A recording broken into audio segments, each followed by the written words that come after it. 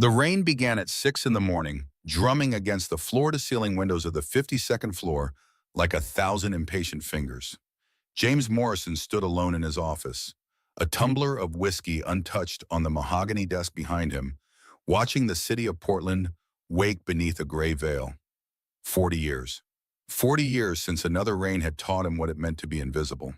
He pressed his palm against the cold glass, feeling the vibration of wealth and power humming through steel and stone, and wondered when he had stopped seeing the people who built it all. The email glowed on his phone screen. Complaint number 47 in 3 months. Same branch, same patterns, same excuses from management.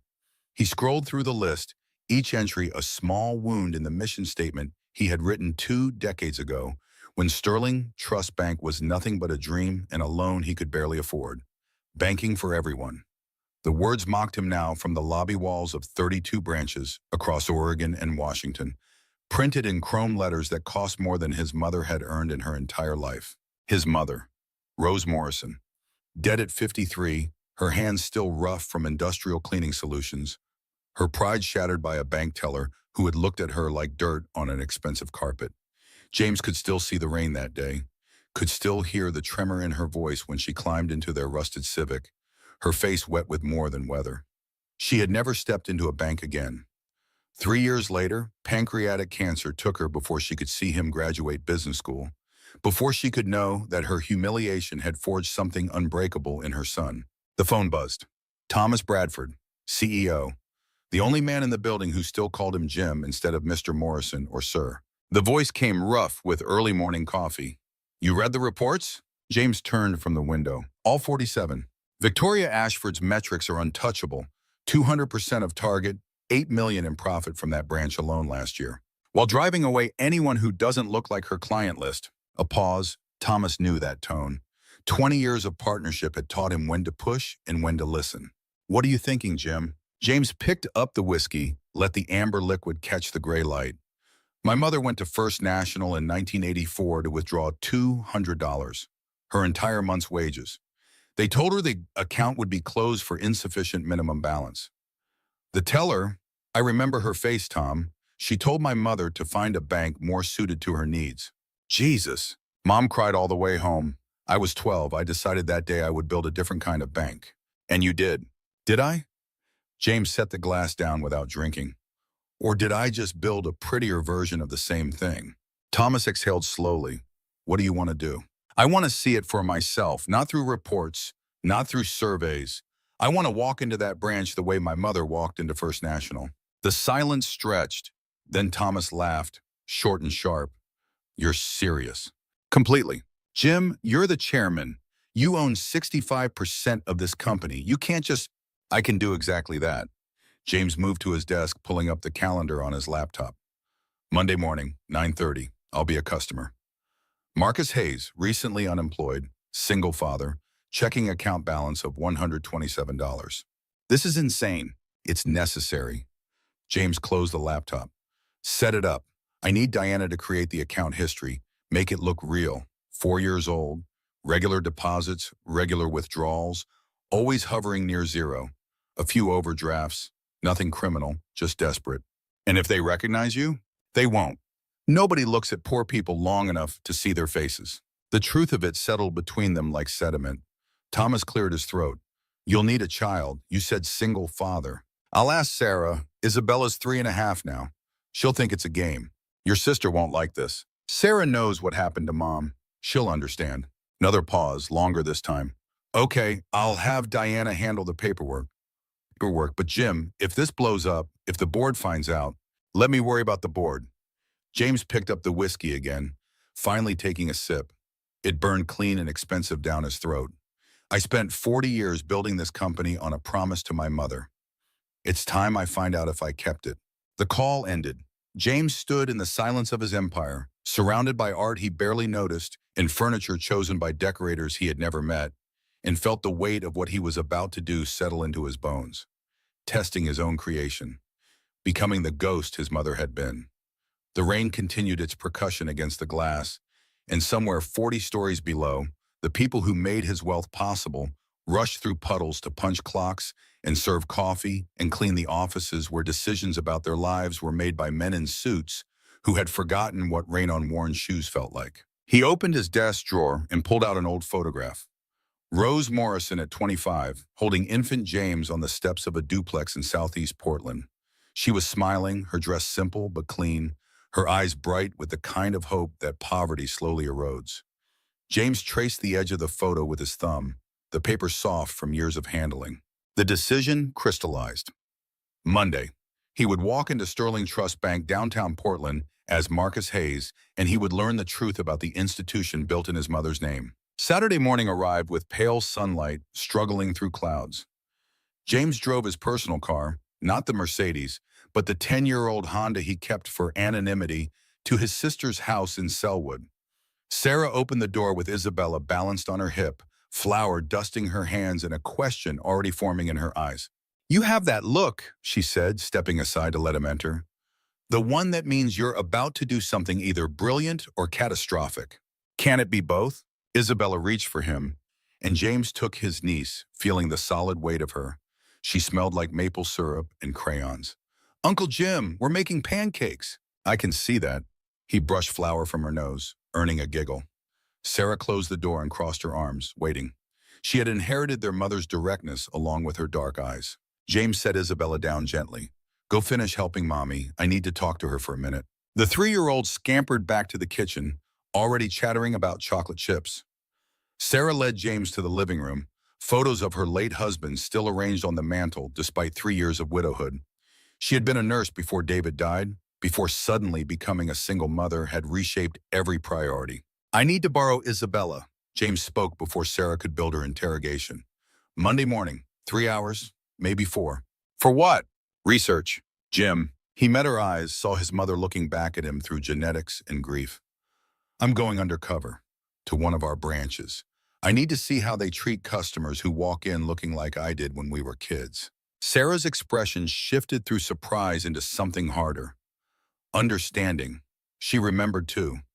She had been 7 that day their mother came home in tears, old enough to know something had broken, too young to fix it. "You're serious?" The branch has 47 complaints about discrimination in 3 months, all buried under profit margins and performance metrics. "I need to see it myself." "And you need Isabella because?" "Single fathers are vulnerable, exhausted, easy to dismiss. If I walk in alone, I might just be poor. With a child, I'm a problem they want gone quickly." Sarah moved to the window, looking out at her small yard where Isabella's bike lay on its side next to a sandbox David had built the summer before his heart attack. When she turned back, her jaw was set in the way that meant she had made a decision and God himself couldn't change it. "You'll keep her safe." "Of course." "And this actually helps people? This isn't just you working through Mom?" James considered lying, offering easy assurances. Sarah deserved better. "It's both, but yes, it helps. If I can document what's really happening, I can fix it. Fire the people who've forgotten why we exist. Promote the ones who haven't. Mom would have thoughts about you lying to people. Mom would understand why." Sarah nodded slowly. "Isabella will need to look the part. I have clothes from the donation bag. And Jim, she can't know it's pretend. She's 3. She'll give it away. I'll tell her we're playing a game, that I'm Marcus today, not Uncle Jim. She'll love that. She's been very into make-believe lately." Sarah managed a smile that didn't quite reach her eyes. "What time Monday?" "I'll pick her up at 8:30. They stood in the comfortable silence of shared history, 2 people who had learned early that the world divided itself between those who had and those who did not, and that the line between them was thinner than anyone with money wanted to admit. Isabella's voice rang from the kitchen, announcing that the pancakes were ready. James stayed for breakfast, letting his niece chatter about preschool and her imaginary friend and the cat she wanted but couldn't have because of Sarah's allergies. Normal life. Simple concerns, the kind of ease that money could buy, but poverty made impossible. When he left, Sarah walked him to his car. "Jim, when you figure out who's hurting people at that branch, make them pay." He nodded, pulling out into traffic, already thinking about Monday, already becoming someone else. Sunday passed in preparation. Diana Park, his assistant of 15 years, arrived at his penthouse with the efficiency that made her irreplaceable. She spread documents across his dining table like a general planning invasion. "Marcus Allen Hayes, She pushed the driver's license across polished wood. Age 34. Address in Lentz. No criminal record. Account opened 4 years ago with initial deposit of $300 from a check. Employment at Powell Freight Systems. Regular deposits ranging from $800 to $1,500 monthly. Regular withdrawals keeping the balance near zero. 3 overdrafts, all paid. Last employment deposit 6 weeks ago. Since then, 2 withdrawals of $40 each. Current balance, $127.43. James studied the license. The photo was his, taken last year at the DMV when he had renewed his real license. But he looked different enough with 3 days of stubble and exhaustion around his eyes that it would pass. They had used the real photo on purpose. If anyone ran the license through the system, it had to match. Diana continued, pulling out more papers. Debit card issued to the account. I've had it flagged in our system for manual verification. That's your trigger. When you try to use it Monday, it'll show a fraud alert. Protocol requires escalation to management. She smiled without warmth. That's when you'll meet Victoria Ashford. And the clothes? Diana lifted a Walmart bag from the floor, setting it on the table with distaste. Everything inside was wrong. Not quite fitted, not quite clean. The kind of garments that scream thrift store in desperation. A flannel shirt with a small stain near the collar. Jeans frayed at the hems. Canvas shoes that had seen too many miles. A backpack with a broken zipper, patched with duct tape. I felt dirty buying these, Diana admitted, but they're perfect. James ran his fingers over the flannel, feeling the roughness of repeated washings. You did well. Sir, if I may ask, what happens if this works? If you find what you're looking for? Then I fire everyone who's forgotten why we exist, and I promote the ones who haven't. And if the board objects? James looked at his assistant, this woman who had followed him from startup to empire, who knew where bodies were buried because she had helped dig the graves. The board serves at my pleasure, Diana, not the other way around. She nodded, accepting the steel beneath the words. I'll be monitoring remotely. If anything goes wrong, if you need extraction, I won't. He picked up the license again, memorizing the details. Marcus Allen Hayes, born in Medford, high school diploma. Freight coordinator until 6 weeks ago when Powell Freight Systems downsized. Single father, though the documents didn't specify how or when Isabella's mother had exited the picture. Some stories were easier left blank. Diana gathered the papers back into a folder, leaving only the license, debit card, and bag of clothes. Sir, be careful. People are dangerous when they're exposed. After she left, James stood in his penthouse, surrounded by the accumulated trophies of success, and methodically became Marcus Hayes. He stopped shaving. He wore the clothes around his apartment, breaking in the wrongness until it felt like skin. He practiced letting his shoulders slump, his gaze drop, the subtle body language of defeat that money trained out of people. He logged into the Marcus Hayes account on his phone, scrolling through the transaction history Diana had created, learning the rhythms of a life lived paycheck to paycheck, always one emergency from collapse. The city glittered below his windows, indifferent and beautiful. Somewhere in that sprawl of light and steel, Victoria Ashford was preparing for Monday, unaware that her reckoning had scheduled an appointment. Monday morning broke gray and damp, the weekend's rain having settled into persistent mist. James woke at 5, his body trained by decades of early meetings, and put on Marcus Hayes like armor. The flannel shirt hung wrong on his frame, used to tailored wool. The jeans sagged at his hips. He looked in the mirror and saw a stranger, someone tired, worn, hovering at the edge of giving up. Perfect. He drove the Honda to Sarah's house, arriving at 8:30 precisely. His sister answered the door with Isabella already dressed in clothes that had seen too many wash cycles, her hair pulled into a ponytail that was slightly crooked, the way it might look when a father without practice did his daughter's hair. She thinks you're playing make-believe, Sarah whispered, handing over a small backpack with Isabella's things. Snacks, change of clothes, her favorite book. Try to have her back by noon. She has a doctor's appointment at 2. James knelt in front of his niece, meeting her bright eyes. Hey, Bella, ready for our adventure? We're going to the bank, Isabella bounced on her toes. And you're Marcus today, not Uncle Jim. That's right. And you have to call me Daddy, okay? Just for today, it's part of the game. Okay, Daddy Marcus, she dissolved into giggles. Sarah met his eyes over Isabella's head, and James saw the trust there. Trust he would keep her daughter safe. Trust he would bring her back. Trust that what he was doing mattered enough to justify using a child as camouflage. He nodded once, solemn promise, and lifted Isabella onto his hip. The drive to downtown Portland took 40 minutes, traffic thick with Monday morning commuters. James let Isabella chatter, her voice a bright soundtrack to his preparation. She talked about preschool, about her friend Marcus, a coincidence that made the name easier, about the cat she still desperately wanted. Normal child concerns, blissfully unaware of the performance they were about to give. He parked 3 blocks from Sterling Trust Bank, feeding the meter with quarters from a cup holder full of change. Marcus Hayes would not park in the underground garage. Marcus Hayes walked, carried his daughter because she was tired, arrived already exhausted from navigating a world designed to wear him down. The bank rose before them, all glass and steel and architectural ambition. James had approved the design himself 8 years ago, insisting on transparency, on the message that banking should have no barriers. Now, looking at it through Marcus Hayes' eyes, he saw only intimidation. The building dared you to enter. The building made you question whether you belonged. Isabella was getting heavy on his hip, her head resting against his shoulder in a way that made her seem younger, more vulnerable. Good. Let them see a father struggling with a tired child. Let them see exactly what they thought they saw. James pushed through the revolving door at 928, stepping into the cool cathedral of wealth. The lobby stretched upward, marble and light, a chandelier that cost more than Marcus Hayes would earn in 3 years catching the gray morning and transforming it to something expensive.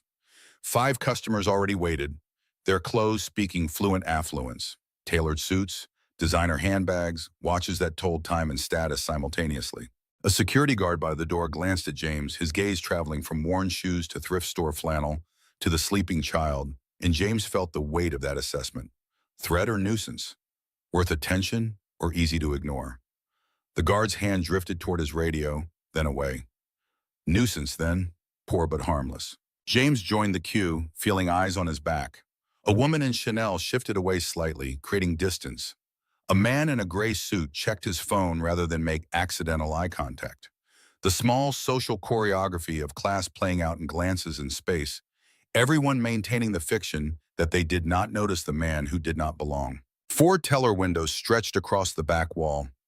James counted the staff, 2 young women, 1 young man, all dressed in bank-approved professional attire that managed to look both uniform and individual. At window 3, a woman with dark hair pulled back in a neat bun helped an elderly customer, her body language patient, her voice, though James could not hear the words, maintaining a cadence of careful attention. Window 1 became available. The teller, name tag reading Brian, called out with practiced brightness, "Next, please." An older woman ahead of James moved forward, her purse clutched close, her movements careful.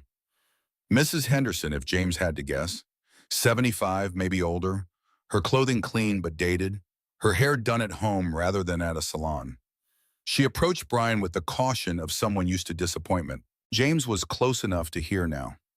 Mrs. Henderson's voice trembled slightly as she asked about interest rates on savings accounts, about what programs the bank offered for seniors, about whether $3,000 was enough to open an account that would pay her anything meaningful. Brian's responses came clipped and mechanical. "You need $10,000 minimum for our Premier Savings. Standard savings is 0.01% annually. Next account, please." Mrs. Henderson stood there a moment longer, processing numbers that meant her money would earn pennies while inflation ate away at its value. "But I thought the advertisement said, the Premier rate is for balances over 10,000. Brian's tone had shifted from neutral to dismissive. "Is there anything else?" The elderly woman shook her head, gathering her purse, her shoulders curving inward with the familiar shape of shame. She walked past James without seeing him, 2 invisible people passing in a temple built for others. Brian called out again, "Next!" James approached the counter, adjusting Isabella on his hip. She was truly asleep now, dead weight against his shoulder, her breath warm on his neck. He set his backpack on the counter, digging for his wallet with his free hand, aware of his own rumpled appearance, the slight tremor he let enter his fingers as he pulled out the debit card. "I need to check why my card was declined." The words came out tired, defeated. Marcus Hayes' voice, not James Morrison's. "I tried to buy groceries yesterday and it wouldn't work." Brian took the card without looking at James's face. swiping it through his terminal. The screen lit up, information scrolling.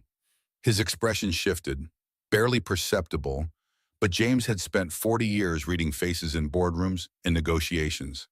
Annoyance, a problem customer, a waste of time. The card's been flagged for suspicious activity. I need to escalate this to management. But I didn't do anything suspicious. I just tried to buy milk and bread. Sir, I don't make the rules. You'll need to speak with someone from account services. Brian was already reaching for his phone, punching in an extension. Please step aside. Next customer. I need my card to work. My daughter needs to eat. Brian's eyes finally landed on Isabella, asleep and oblivious, then flicked away as if the sight of her made the situation more uncomfortable. Someone will be with you shortly. Please wait in the seating area. James moved away from the counter, feeling the eyes of other customers following him. The kind of attention poverty attracts, a mixture of pity and fear and judgment. He sat on a leather chair that cost more than Marcus Hayes' monthly rent, settling Isabella more comfortably against his chest, and waited. 10 minutes passed. The lobby cycled through customers, their transactions smooth and quick, the machinery of banking operating exactly as designed for people with money.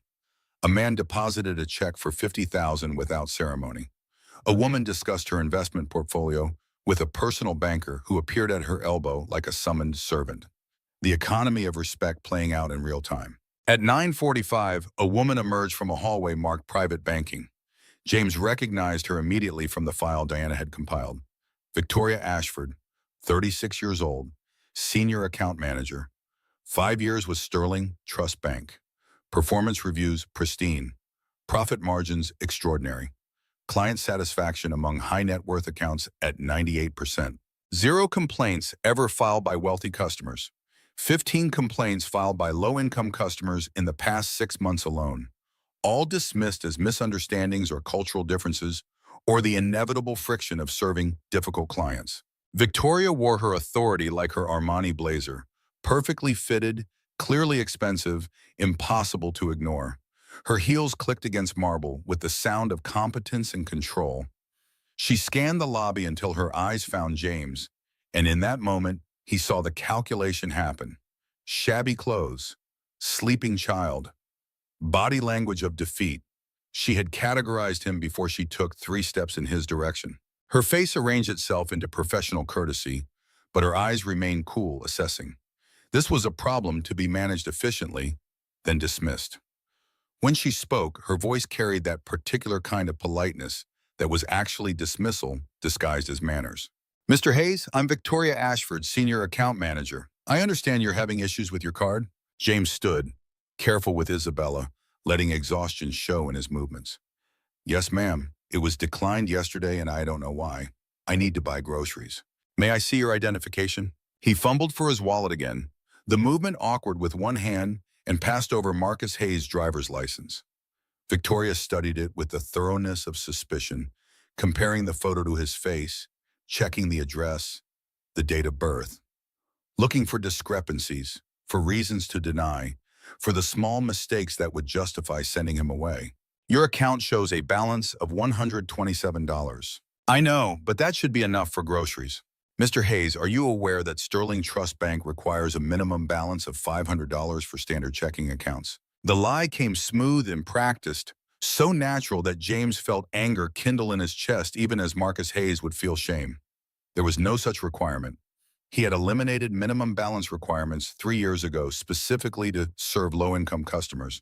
But Victoria delivered the fiction with absolute confidence, daring him to challenge her authority. I've had this account for 4 years. Nobody told me about a minimum. Policies change, Mr. Hayes. Victoria's smile was a carefully constructed thing, as artificial as the flowers on the reception desk.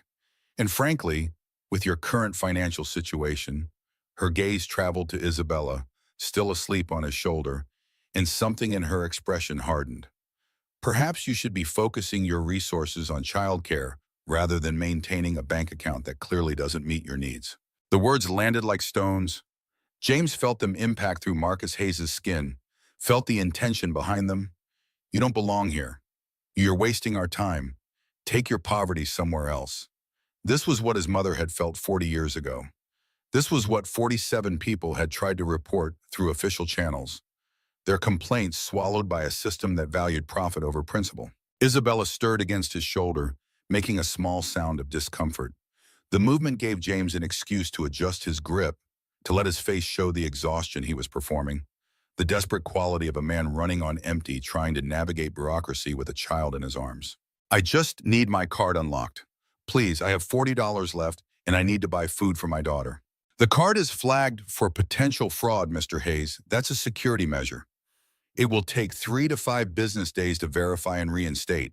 3 to 5 days? I can't wait that long. Victoria's expression shifted into something that might have been pity, but looked more like disdain. Perhaps you should have maintained a larger buffer in your account. Financial planning is important, especially for single parents. The judgment in those words, the casual cruelty disguised as advice, pushed James to the edge of his performance.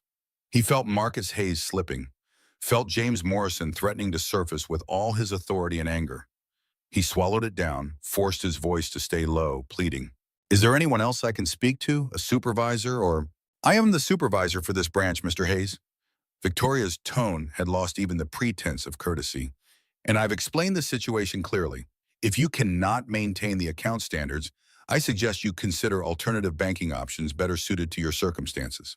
Isabella woke fully then, her small voice cutting through the tension with perfect timing. "Daddy, I'm hungry." The word daddy from his niece's lips, the authenticity of a child's need cutting through all pretense, shifted something in the lobby. James felt other customers' attention sharpen, felt their discomfort at witnessing poverty made visible through a tired man and his hungry daughter. Victoria's jaw tightened, her eyes flashing with irritation that her efficient dismissal was being complicated by actual human need. "Mr. Hayes, this is a bank, not a daycare. If you cannot control your child—" "She's 3 years old and she's hungry." James let some steel enter his voice, just enough to show he was not completely defeated. "And all I'm asking is for access to my own money to feed her." "Your money is not in question, Mr. Hayes. Your account management is." "My account management?" The words came out sharper than Marcus Hayes would allow, and James reined himself back with visible effort. "I'm sorry, I'm tired, and I've been trying to find work, and I need my card to function." "Then you should have maintained better financial discipline." The cruelty of it, the absolute lack of empathy, crystallized everything James had feared about his own company. He had built Sterling Trust Bank on the promise of different treatment, on the conviction that banking should serve everyone. And here was his senior management, his profit leader, treating a customer, treating him with the same disdain his mother had endured 4 decades prior. Nothing had changed. He had built a prettier prison with the same locked doors. Isabella was squirming now, uncomfortable and confused, picking up on the adult tension without understanding its source. James soothed her automatically, stroking her back, whispering that everything was okay even though it clearly was not. And in his peripheral vision, he saw something that changed the entire equation. Another teller had noticed the confrontation. The woman at window 3 with dark hair and careful attention, the one who had been helping the elderly customer with such patience. She was watching now, her expression troubled, her body language suggesting she wanted to intervene, but was calculating the cost. Victoria followed James's gaze, saw where his attention had shifted, and her expression hardened further. "Mr. Hayes, I've given you my answer. Unless you have other business, I need to ask you to leave so I can attend to our valued customers." The phrase valued customers, with its implicit exclusion, the suggestion that he and Isabella were valueless, unworthy of the marble floors and careful lighting. James felt something break inside Marcus Hayes's constructed dignity. He nodded slowly, defeated, and began to turn away. "Excuse me, Ms. Ashford." The voice came from the teller at window 3, clear and firm, despite the obvious nervousness behind it. "I can help Mr. Hayes with his card issue. It should only take a few minutes to verify the account manually." Victoria turned with a visible annoyance. "Elena, this isn't your concern. Return to your station. I've finished with my current customers, and Mr. Hayes has been waiting for 20 minutes. I can resolve a fraud flag in under 5 minutes if it's just a system error." The woman, Elena, met Victoria's sharp gaze without flinching, though James could see the tension in her shoulders, the awareness that she was challenging her superior in a very public space. She was younger than Victoria, mid-30s perhaps, her features suggesting Asian heritage, her uniform worn with the kind of care that spoke to respect for her work, if not the paycheck it provided. Victoria's lips compressed into a thin line. Very well, but Elena, we'll be discussing appropriate protocol after you finish. The threat in those words landed clear and unmistakable. You'll pay for this. Remember your place.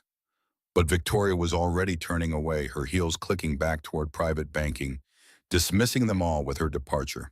Elena gestured toward her station, her expression carefully neutral, but her eyes warm. Please, Mr. Hayes, I'm sorry for the wait.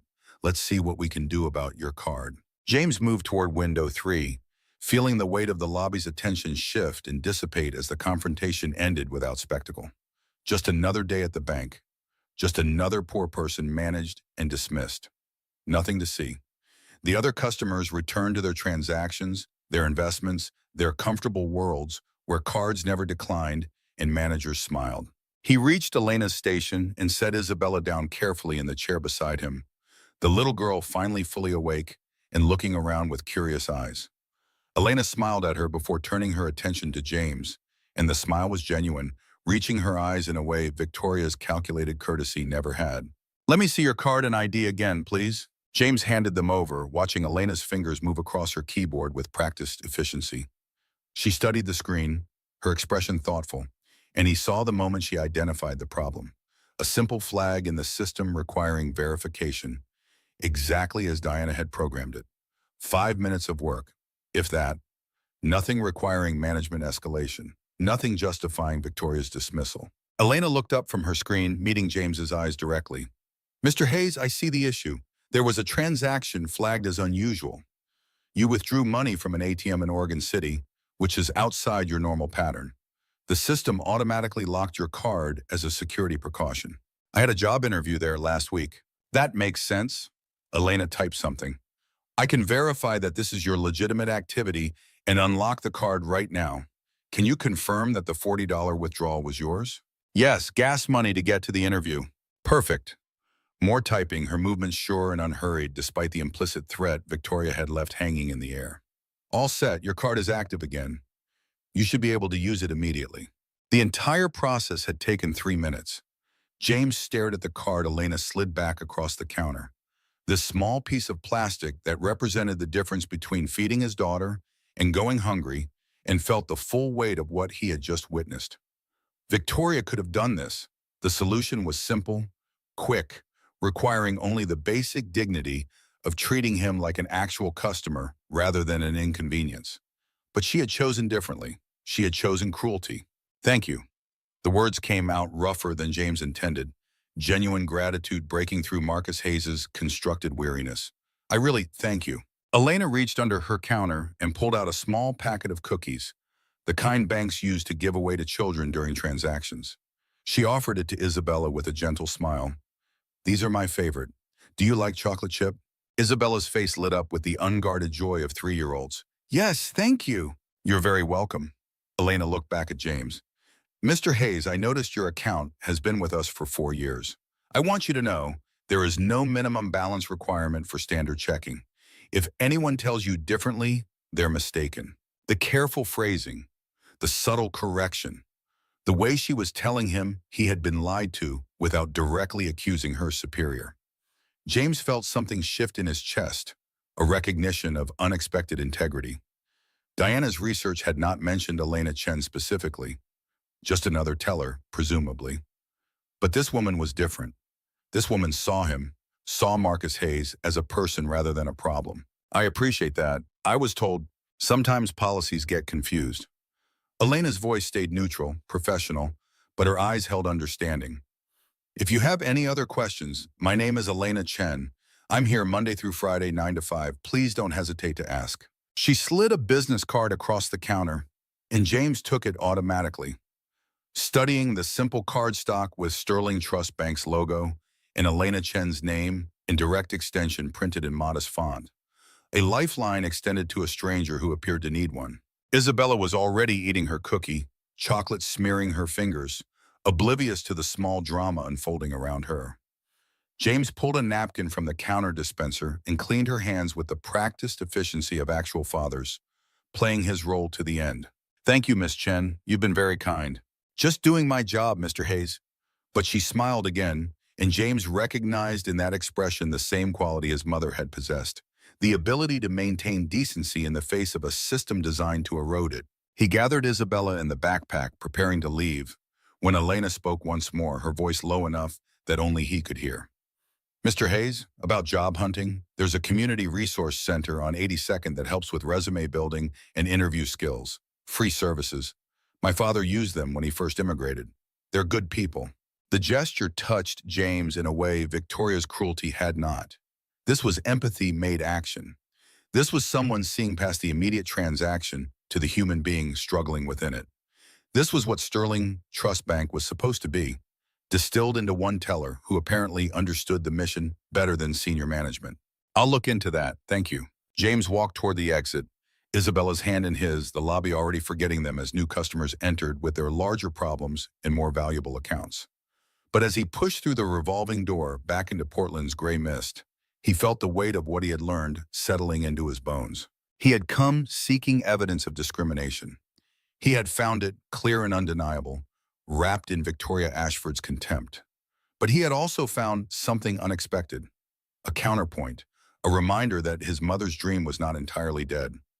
Elena Chen had performed a small act of professional rebellion by simply treating him with dignity, and in doing so had restored something James Morrison had begun to fear he had lost forever. The humanity at the heart of his mission. He strapped Isabella into her car seat, the little girl already asking questions about lunch and when they would play pretend again.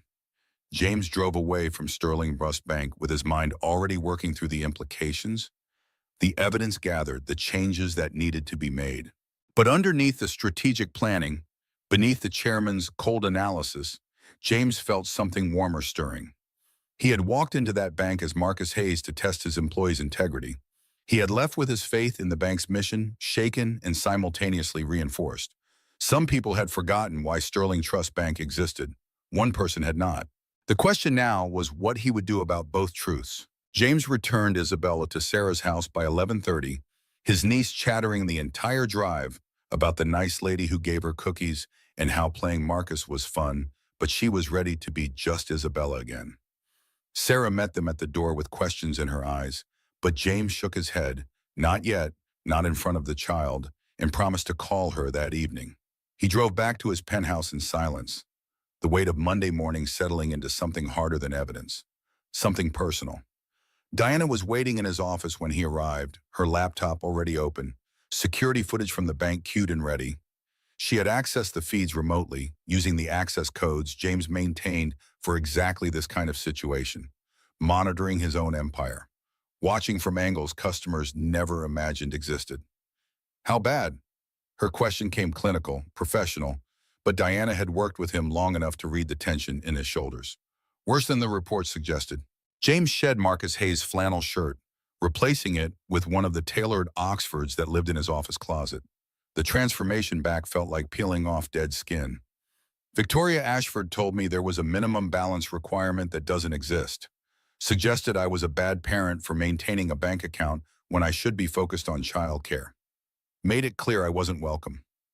Diana's fingers moved across her keyboard, pulling up files. "I've been digging while you were gone. Victoria's client list is exclusively high net worth individuals. Minimum account value of $500,000.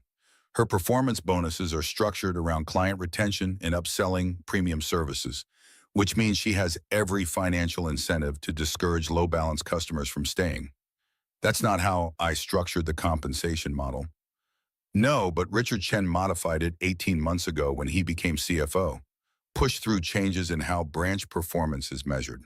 More weight on profit per customer rather than total customer satisfaction." James felt anger kindle fresh and cold. Richard Chen, hired 3 years ago with impeccable credentials from Wells Fargo, brought in specifically to streamline operations and increase margins. James had trusted him to maintain the bank's values while improving efficiency. Instead, Richard had quietly rebuilt the incentive structure to reward exactly the kind of behavior James had spent 40 years trying to eliminate. "Show me the footage." Diana swiveled her laptop. The security camera angle showed the lobby from above, wide lens capturing the marble expanse and the small drama that had unfolded. James watched himself enter as Marcus Hayes watched the other customers' subtle movements away, watched Brian the teller's dismissive efficiency, then Victoria's appearance, her body language screaming superiority even in silent surveillance footage, her gestures sharp and final as she delivered her verdict. The camera captured what James had felt but not seen, the way other customers noticed and looked away, embarrassed witnesses to casual cruelty, the way Victoria's smile never reached her eyes, the way she turned her back on Marcus Hayes while he still held his sleeping daughter, dismissal made physical. Then Elena Chen's intervention. Diana had isolated that moment, zooming in on Elena's expression as she watched the confrontation unfold. James saw the calculation happen, the awareness of risk, the decision to act anyway. Elena's approach to Victoria carried visible tension, her professionalism armor against inevitable consequences. Elena Chen. Diana pulled up a personnel file. 34 years old, 5 years with Sterling Trust Bank. Started as a teller, never promoted despite consistently high customer satisfaction scores. Father is David Chen, 70 years old, lives with Elena in Northeast Portland. He has Parkinson's disease. That's in her health insurance claims. No other family on record. Why hasn't she been promoted? Her file shows 3 recommendations from branch managers over the past 4 years, all blocked at the district level by Diana's finger traced across the screen. Victoria Ashford and Richard Chen. Notation says Elena lacks the professional polish required for client-facing management positions. Professional polish, code for a dozen things that had nothing to do with competence and everything to do with bias. James knew the language, had fought against it his entire career, and here it was thriving in his own company like mold in darkness. Pull Richard Chen's complete revision of the compensation structure. I want to see every change he made, every incentive he shifted. And get me Victoria Ashford's complete client portfolio. I want to know if she's actively pushing low-income customers to close accounts. Diana's fingers flew. On it. But Jim, you should know, Richard Chen is currently dating Victoria Ashford. They've been seen together at company events for the past 6 months. The pieces clicked into place with ugly clarity. Richard redesigning compensation to reward Victoria's behavior. Victoria executing a strategy that maximized her bonuses while violating every principle Sterling Trust Bank claimed to uphold. Both of them profiting from a system they had corrupted together, protected by their own success metrics. James moved to his window, looking down at the city where his mother had once lived and struggled and died without ever seeing him succeed. He had built this company as a monument to her memory, a promise that banking could be different, and parasites like Richard Chen and Victoria Ashford had hollowed it out from within, turning it into exactly what he had sworn to destroy. I'm going back. The decision formed as he spoke it. Not today. Tomorrow. I need to see more. Diana looked up sharply. Sir, you got what you needed. You have grounds to fire Victoria Ashford immediately. You have documentation of policy violations, customer mistreatment. I need to see Elena Chen. Really see her. One interaction isn't enough. James turned from the window. If she's as good as she appeared, she deserves better than this branch. But I need to be certain. I need to see her work, see how she handles difficult situations, understand what kind of manager she could become. You're going back as Marcus Hayes. 6 more times over the next 2 weeks. Different situations, different problems. Each one designed to stress test both Victoria's cruelty and Elena's integrity. Diana closed her laptop slowly. You're not just investigating anymore, Jim. You're fixating. The observation landed with uncomfortable accuracy. James felt the truth of it even as he rejected the implication. This was not fixation. This was thoroughness. This was ensuring he made the right decisions, not just about punishment, but about promotion. Elena Chen had shown him something rare in that brief interaction, the kind of principled service his mother would have recognized and valued. If she could sustain that quality under pressure, if her integrity held across multiple tests, then she was exactly the kind of leader Sterling Trust Bank needed. And if James was being honest with himself, in the privacy of his own thoughts, where no board member could hear, there was something else. Something about the way Elena had looked at Marcus Hayes, had seen past the shabby clothes to the human being beneath, had treated him not as a charity case but as a person deserving of basic dignity. That recognition had touched James in ways he was not ready to examine too closely. I'll return as Marcus tomorrow. Same account, different problem. Diana, I need you to engineer situations that require teller assistance, each visit escalating in complexity. What kind of situations? James thought through the possibilities. Tomorrow, a check that needs verification. Wednesday, questions about opening a savings account for Isabella. Friday, a complaint about an unauthorized fee, each scenario designed to see how both Victoria and Elena respond when Marcus Hayes keeps coming back. Victoria will notice. She'll recognize you as a recurring problem. Good. I want to see what she does when the problem won't go away. Diana reopened her laptop, resignation in the gesture. I'll set it up, but Jim, when you keep testing Elena, make sure you're clear on what you're actually testing for. Because from where I'm sitting, this is looking less like investigation and more like something else. James did not answer. Could not answer honestly without admitting that Diana might be right. He returned to his desk and spent the afternoon reviewing the files she compiled, the evidence of corruption spreading through his company like cancer. Richard Chen's fingerprints were everywhere. Subtle changes to policy, modifications to performance reviews, adjustments to promotion criteria that systematically rewarded profit extraction over customer service. By evening, James had a clear picture of the disease. Richard and Victoria had built a perfect system of mutual benefit, each protecting the other's position while maximizing their own compensation. Victoria brought in wealthy clients and drove away expensive poor ones. Richard structured the bonuses to reward exactly that behavior. Together, they had created a machine designed to filter Sterling Trust Bank's customer base toward maximum profitability and minimum moral responsibility. Tomorrow, James would return as Marcus Hayes and see how deep the rot had spread. But tonight, he sat alone in his penthouse with a glass of whiskey and Elena Chen's business card, studying the simple card stock like it held answers to questions he had not yet learned to ask. Tuesday morning arrived with unexpected sunshine, Portland's weather performing one of its characteristic reversals. James dressed again in Marcus Hayes' clothes, the wrongness feeling less foreign now, his body learning the physical vocabulary of poverty. He skipped shaving again, let his stubble grow towards something that might charitably be called a beard, but looked more like neglect. Isabella was in preschool, so James went alone this time. He carried the backpack Diana had provided, now stuffed with carefully selected props. A paycheck stub showing $800 from a temporary agency, a utility bill marked past due, papers that told Marcus Hayes' story without words.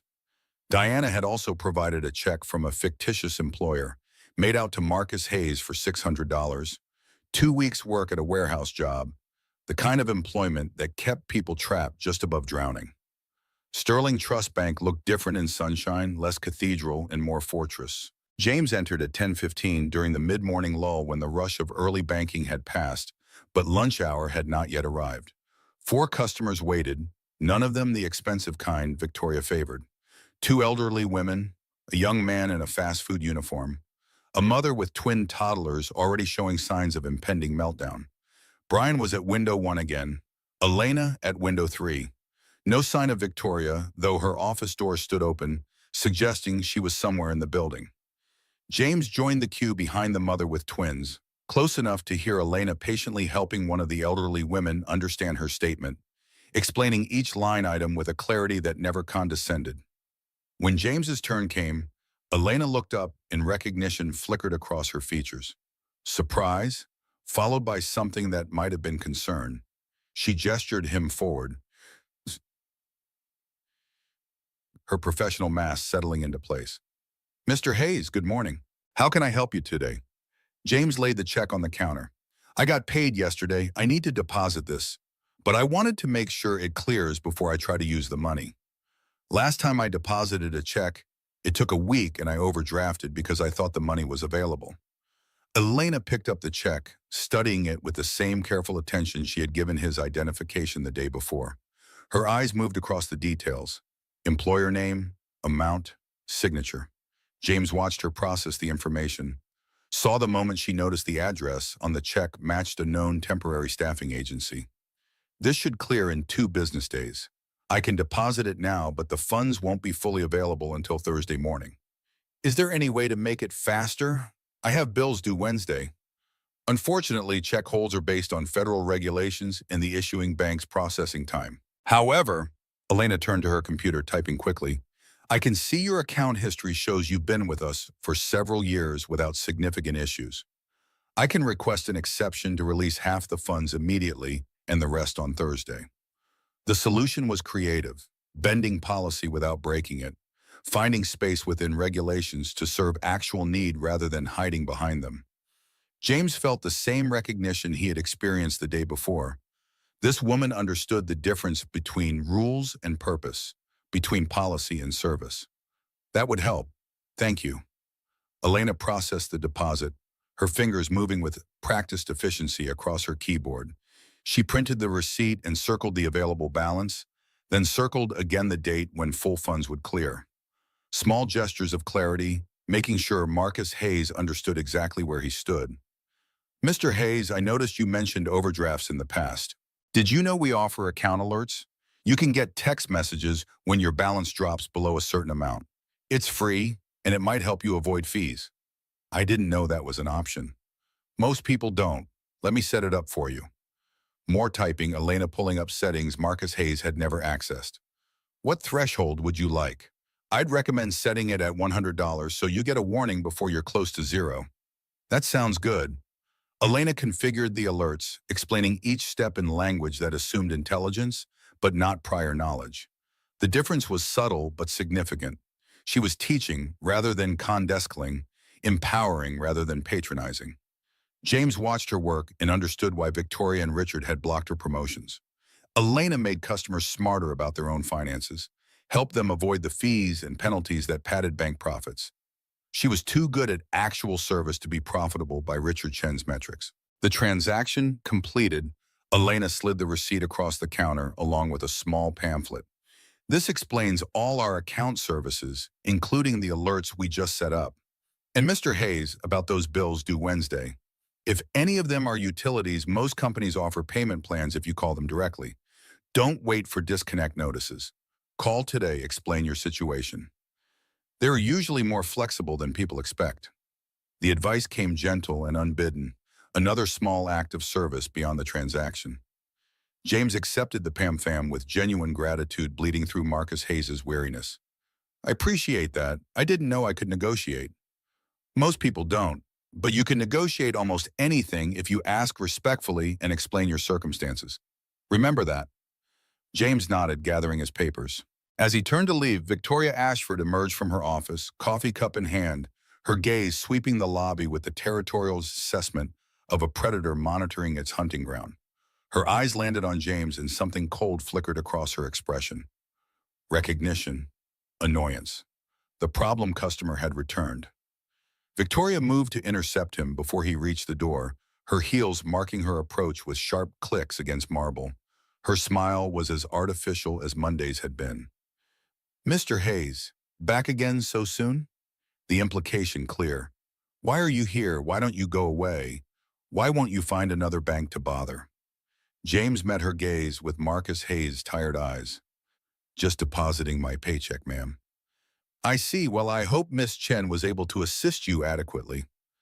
The word adequately carried weight, suggestion that Elena's assistance might have been insufficient or inappropriate.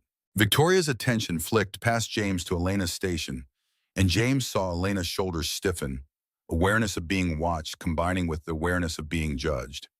She was very helpful. Wonderful. Victoria's smile remained fixed.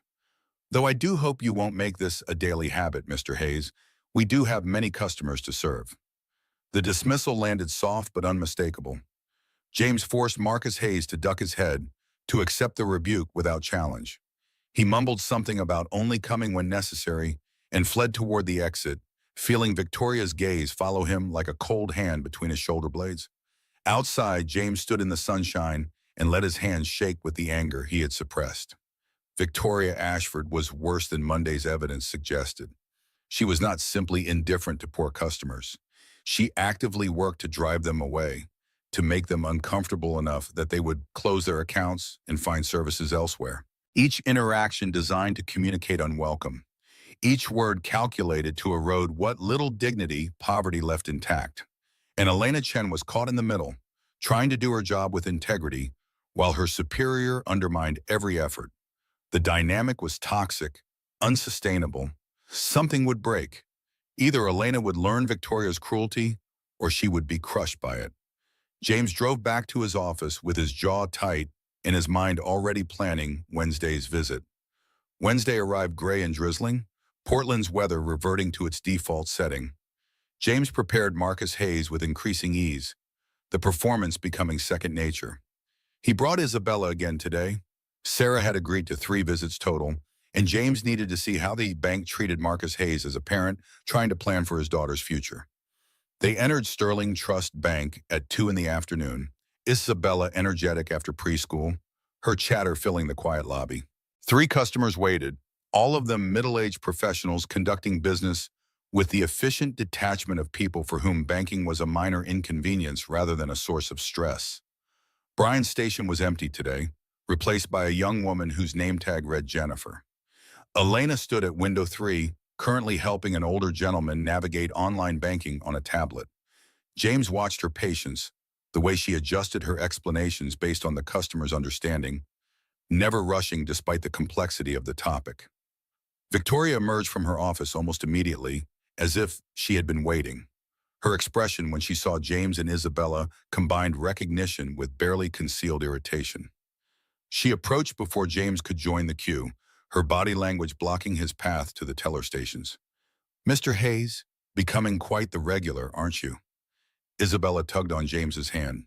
"Daddy, is that the mean lady?" The words rang clear in the lobby's acoustics, drawing attention from other customers. Victoria's expression hardened, color rising in her cheeks. James squeezed Isabella's hand gently. "Bella, that's not polite." But the damage was done, and James felt a surge of fierce satisfaction. Children had a gift for seeing through artifice, for naming truths adults learned to ignore. Victoria was the mean lady. A 3-year-old had diagnosed the problem in 3 words. Victoria's voice came tight and controlled. "Mr. Hayes, perhaps we should speak privately about your continued visits to this branch. I'm just here to open a savings account for my daughter. That's something that can be done online. You don't need to come into the branch. I don't have internet at home right now. I need to do it here." Victoria's jaw clenched.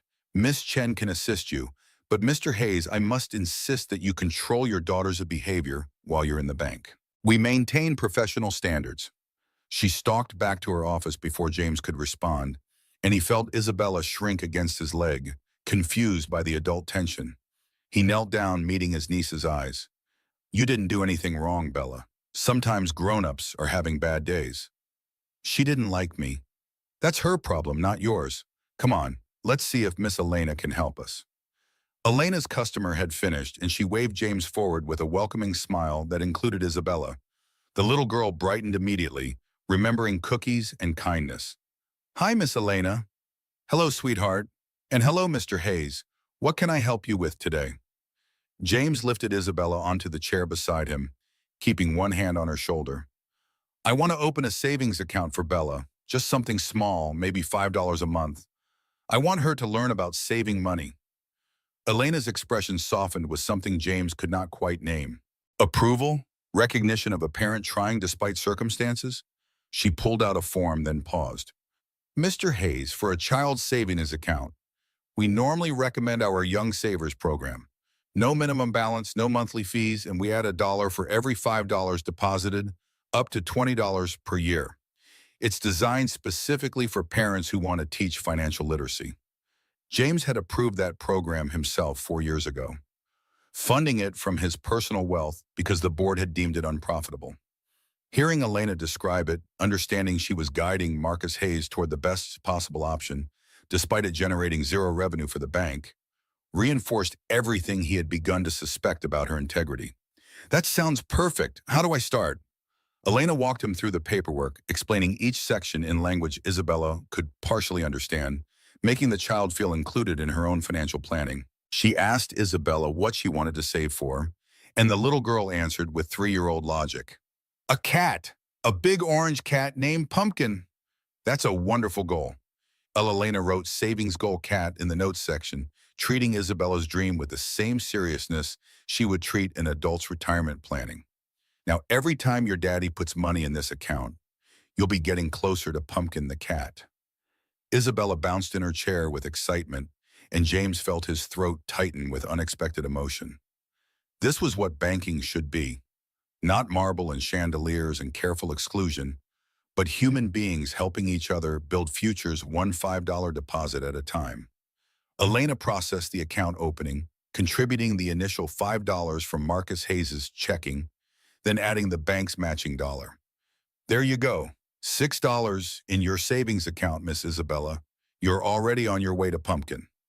Thank you, Miss Elena. Isabella hugged the receipt Elena handed her like it was a treasure map. Elena leaned forward slightly, lowering her voice so only James could hear. Mr. Hayes, I noticed you mentioned not having internet at home. The Multnomah County Library has free internet access and computers if you need to handle other banking online. They also offer free computer classes if you want to learn more about managing accounts digitally. Another gift of information, another small act of empowerment. James accepted it with a gratitude that was only partially performance. I'll look into that. Thank you. As James gathered Isabella to leave, Victoria appeared again, materializing from her office like a recurring nightmare. Her gaze moved from James to Elena to the paperwork on Elena's desk, and calculation flickered across her features. Miss Chen, a moment please. Mr. Hayes, have a good day. The dismissal was clear, but James lingered near the door, pretending to help Isabella with her coat while actually watching the interaction between Victoria and Elena. Victoria's body language radiated disapproval, her gestures sharp and cutting. Elena's shoulders squared, but she nodded at whatever reprimand Victoria delivered. James stepped outside into the drizzle with Isabella's hand in his and murder in his heart. Victoria was not just cruel to customers, she was punishing Elena for showing kindness. The toxicity ran deeper than he had imagined, and Elena was trapped in it, trying to maintain her integrity while her supervisor systematically attacked her for it. Thursday and Friday followed similar patterns. James returned each day with new problems, new needs, each visit designed to test both Victoria's hostility and Elena's patience. Thursday brought questions about overdraft protection. Friday featured a complaint about an unexpected fee. Each time, Elena solved the problem with efficiency and grace. Each time, Victoria appeared to radiate disapproval and thinly veiled threats. By Friday afternoon, James had seen enough. Victoria Ashford was beyond redemption, her cruelty systematic and intentional. But Elena Chen was exactly what Sterling Trust Bank needed. Principled, competent, genuinely committed to service over profit. She deserved promotion. She deserved protection. She deserved to work somewhere her values were reinforced rather than punished. James returned to his office and called Diana. Monday morning, I'm going to reveal myself. I want Victoria Ashford, Richard Chen, and Thomas Bradford in that branch at 9 a.m. No explanation, just mandatory attendance. And I want Elena Chen there too, but don't tell her why. You're ending this. I'm starting it. The investigation is done. Now comes the reckoning. Diana hesitated, unusual for her. Jim, have you considered what happens to Elena when you promote her over Victoria's head? The other managers will resent her. They'll assume she slept her way up or that you're playing favorites. Then I'll make it clear she earned it. I'll show them the metrics, the customer feedback, the evidence of her competence. And your interest in her, is that purely professional? James felt the question land like a scalpel between ribs. I barely know her. You've spent 5 days studying her like she's the only employee in your company. That's not investigation, Jim. That's infatuation. The word hung between them, sharp and uncomfortable. James wanted to reject it, to argue that Diana was wrong, that he was simply being thorough. But somewhere in the past week, his observation of Elena Chen had shifted from professional assessment to something murkier. He admired her competence, yes. He respected her integrity, absolutely. But there was more. The way she smiled at Isabella. The way she treated Marcus Hayes with dignity when she had every reason to dismiss him. The way she moved through a hostile workplace, maintaining grace under Victoria's constant pressure. James Morrison, 52-year-old chairman of Sterling Trust Bank, was developing feelings for a 34-year-old teller who had no idea who he really was. Monday. His voice came firm, shutting down the conversation. "I'll handle it Monday." He ended the call and stood alone in his office, watching the city below and wondering when exactly his investigation had become personal. When the mission to protect his company's integrity had tangled itself with the recognition that Elena Chen might be the first woman in years who saw value in something other than his wealth. She had shown kindness to Marcus Hayes, a poor, struggling, single father with nothing to offer. She had not known he was James Morrison when she treated him like he mattered. That authenticity was rare and precious. James wanted more of it, wanted to know Elena Chen without the performance of poverty between them, wanted to see if the warmth she showed Marcus Hayes might extend to the real man beneath the disguise. But first, he had to destroy her supervisor's career and potentially upend her entire workplace. Not exactly a romantic foundation. Monday would be complicated in ways James had not planned when he first conceived this investigation. But Monday was inevitable now. The machinery was in motion. All that remained was to see who survived the collision. Saturday, James spent reviewing footage, preparing documentation, building the case that would end Victoria Ashford's and Richard Chen's careers. Sunday, he paced his penthouse like a caged animal, running through scenarios, anticipating arguments, planning responses. And Sunday night, alone with whiskey and the business card Elena had given Marcus Hayes, James acknowledged the truth Diana had named. He was not just investigating anymore. He was not just protecting his company's integrity. He was pursuing something dangerous and complicated. The possibility of connection with someone who had seen him at his lowest and chosen kindness anyway. Elena Chen had no idea what was coming. Had no idea that the poor man she had helped 5 times was actually the chairman who controlled her entire career. Had no idea that Monday morning would change everything. James hoped she would forgive him. Hoped she would understand why the deception had been necessary. Hoped that beneath the shock and confusion, she might see the same thing in him that he was beginning to see in her. The potential for something real in a world built on performance and calculation. But first he had to survive Monday. Had to navigate the explosion of revelation without losing the fragile thread of possibility that had formed between Marcus Hayes and Elena Chen. Had to transform from ghost to man without destroying the trust that had been freely given to someone who no longer existed. James set down his whiskey and picked up his phone. Dialed Thomas Bradford's personal number. The CEO answered on the 3rd ring, his voice rough with Sunday evening relaxation.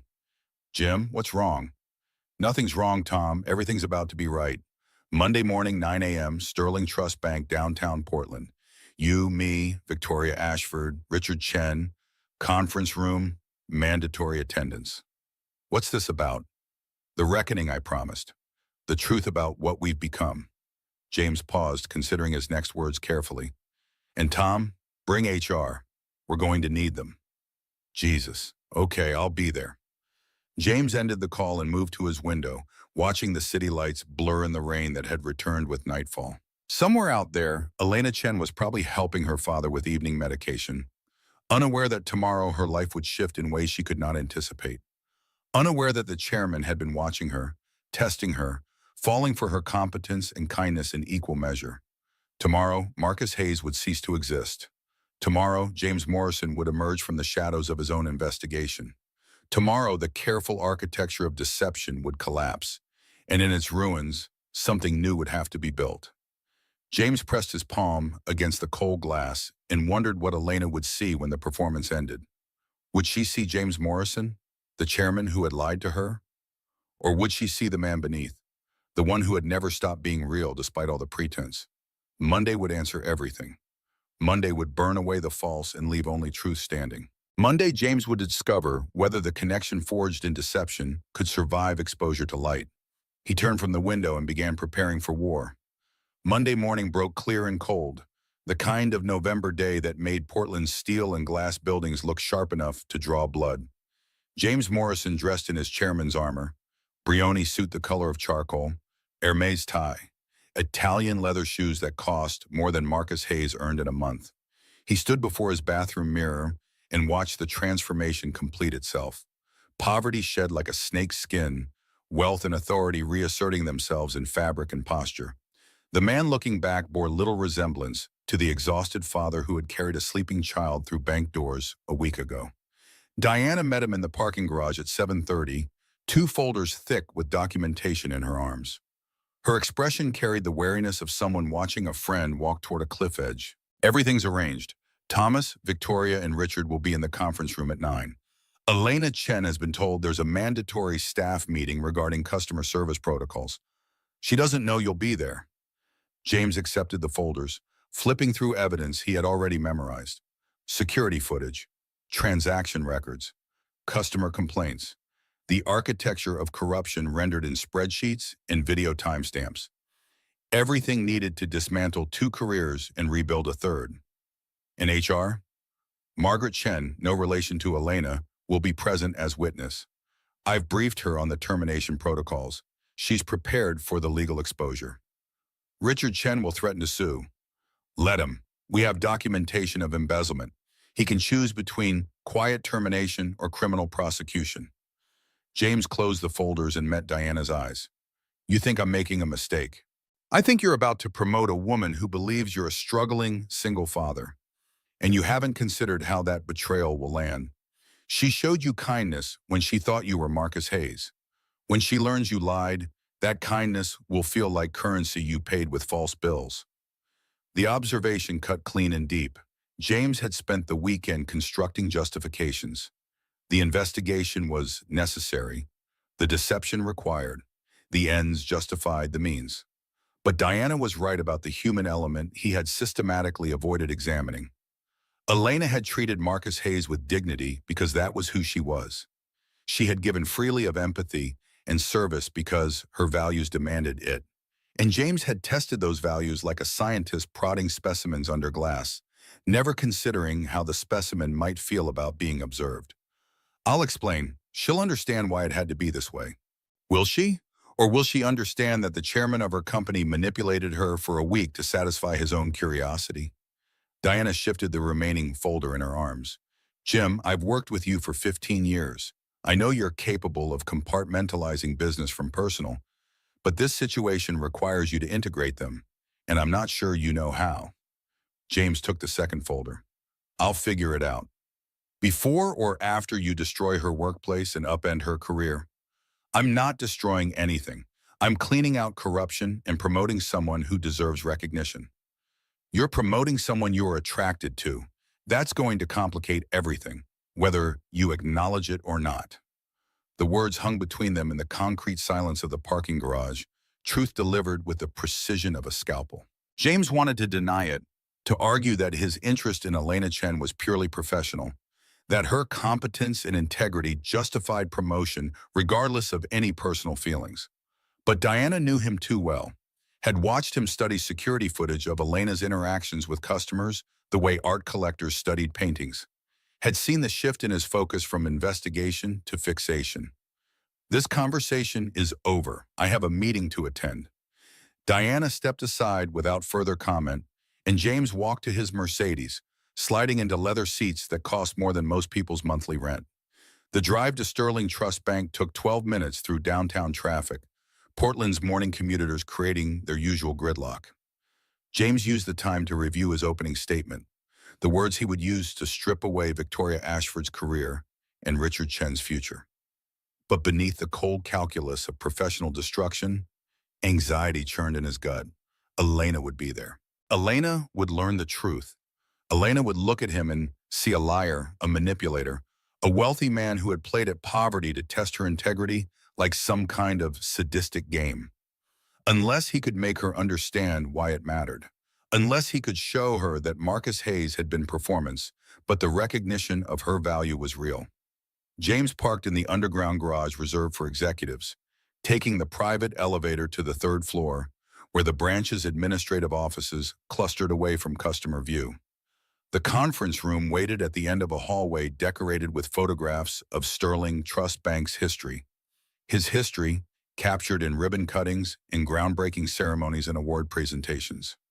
James Morrison's face smiled from a dozen frames, the public persona of success and vision. None of those photographs showed the scared 12-year-old who had watched his mother cry in the rain. Thomas Bradford stood outside the conference room, coffee cup in hand, his expression grave. The CEO had known James long enough to read the weather in his friend's face. This is going to be bad. It needs to be. James checked his watch. 8:55. Are they here? Victoria and Richard arrived 10 minutes ago, both of them radiating confusion and annoyance. Victoria's demanding to know why a mandatory meeting wasn't on her calendar. Richard keeps checking his phone like he's expecting an escape route to materialize. Elena? In the break room, Margaret's keeping her company, making small talk about weekend plans. The poor woman has no idea she's about to be caught in an explosion. James felt guilt twist in his chest, but he pushed it down beneath layers of executive decisiveness. This confrontation was necessary. Elena would benefit from it eventually, even if the immediate aftermath felt like collateral damage. Let's begin. They entered the conference room together, James's presence dropping into the space like a stone into still water. Victoria Ashford sat at the table beside Richard Chen, both of them dressed in their professional best, both of them registering shock as the chairman of Sterling Trust Bank walked through the door. Victoria's composure cracked for half a second before reasserting itself. Richard's face went carefully blank, the expression of someone trained to hide reactions. Margaret Chen from Human Resources occupied the far corner, laptop open, recording software already running. She nodded at James with professional neutrality, a witness prepared to document whatever came next. Mr. Morrison. Victoria recovered first, standing and extending her hand with the smooth automaticity of someone practiced at managing unexpected authority. We weren't informed you would be attending this meeting. James ignored her hand, moving to the head of the table and remaining standing. Sit down, Ms. Ashford. The command came flat and cold, carrying weight that made Victoria sink back into her chair without further protest. Richard shifted in his seat, his fingers drumming once against the table before stilling. Both of them were recalculating, trying to understand why the chairman himself was here, what they had done or failed to do that warranted this level of attention. James opened his first folder, pulling out the top document, a printed screenshot of Victoria's interaction with Marcus Hayes, the moment when she had told him to focus on childcare rather than maintaining a bank account. He slid it across the table. Miss Ashford, do you recognize this customer? Victoria glanced at the image, her expression flickering through confusion before settling on dismissive recognition. That's Mr. Hayes, a low-balance customer who's been coming to the branch frequently. I've assisted him several times. Assisted. James repeated the word like it tasted foul. Is that what you call telling a customer there's a minimum balance requirement that doesn't exist? Victoria's eyes widened fractionally. There may have been a miscommunication about policy. There was no miscommunication. There was deliberate misinformation designed to drive away a customer you deemed unprofitable. James pulled out another document, this one showing Richard Chen's modifications to the branch compensation structure. And Mr. Chen here restructured your bonuses to reward exactly that behavior. Drive away the poor, cultivate the wealthy, maximize profit per customer regardless of the human cost. Richard leaned forward, his voice calm but carrying an edge of steel. Sir, with all respect, those compensation changes were approved by the board. I made recommendations based on industry best practices. Industry best practices that violate every principle this company was founded on. Sterling Trust Bank exists to serve everyone, Mr. Chen, not just those who can maintain six-figure balances.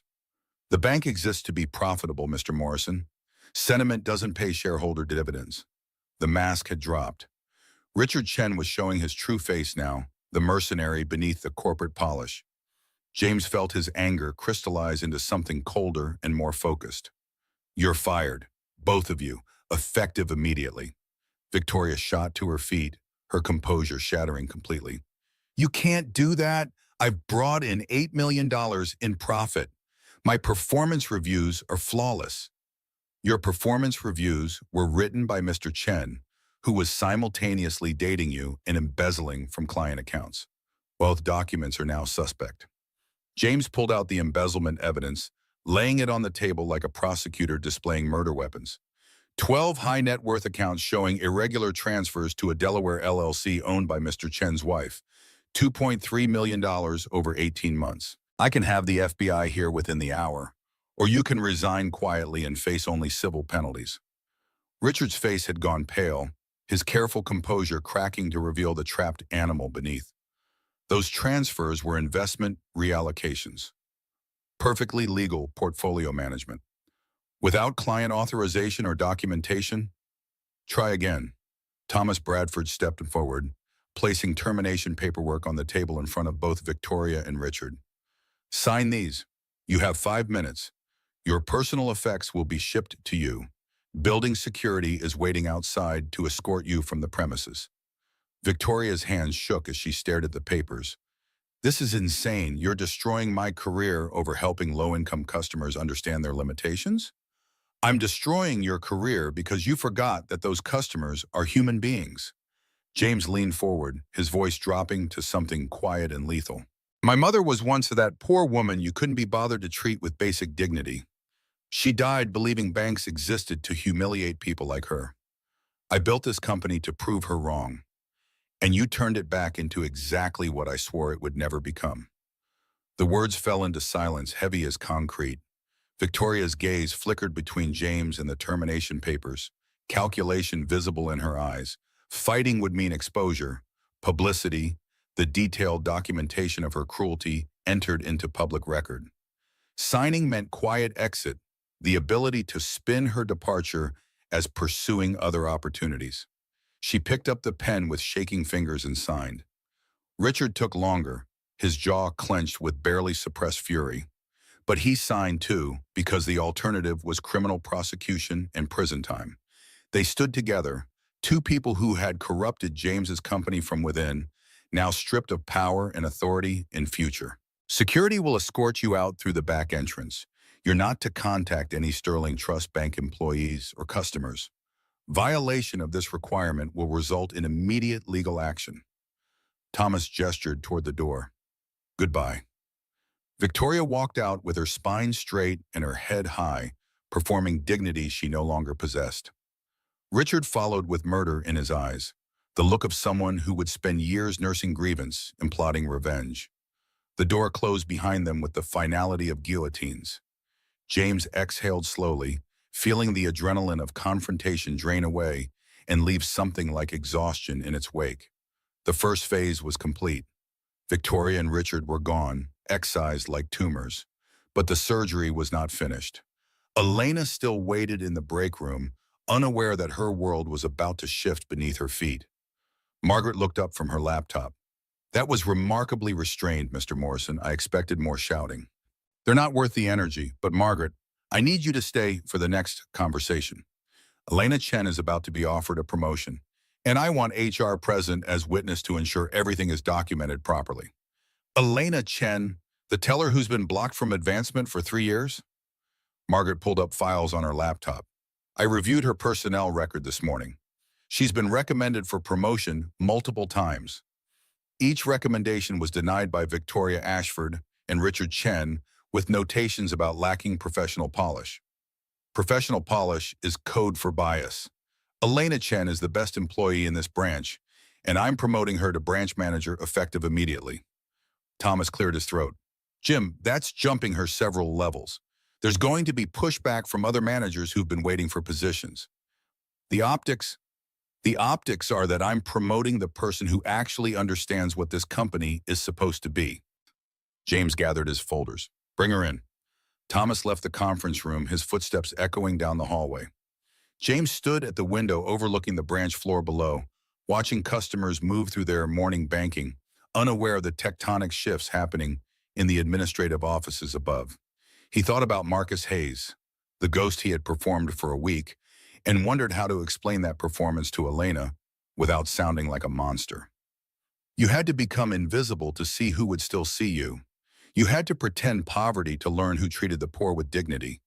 But those explanations sounded hollow even in his own mind, excuses for what was ultimately manipulation. Diana had been right.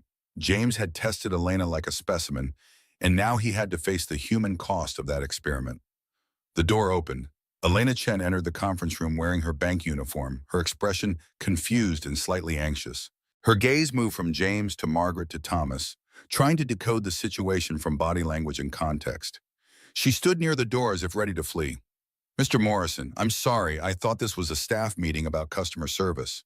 "It is. Please sit down, Miss Chen." Elena moved to the table with visible reluctance, her hands clasped in her lap, her shoulders carrying the tension of someone expecting reprimand.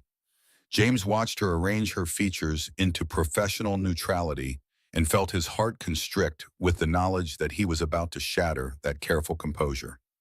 "Miss Chen, you've been with Sterling Trust Bank for 5 years. Your customer satisfaction ratings are consistently the highest in your branch.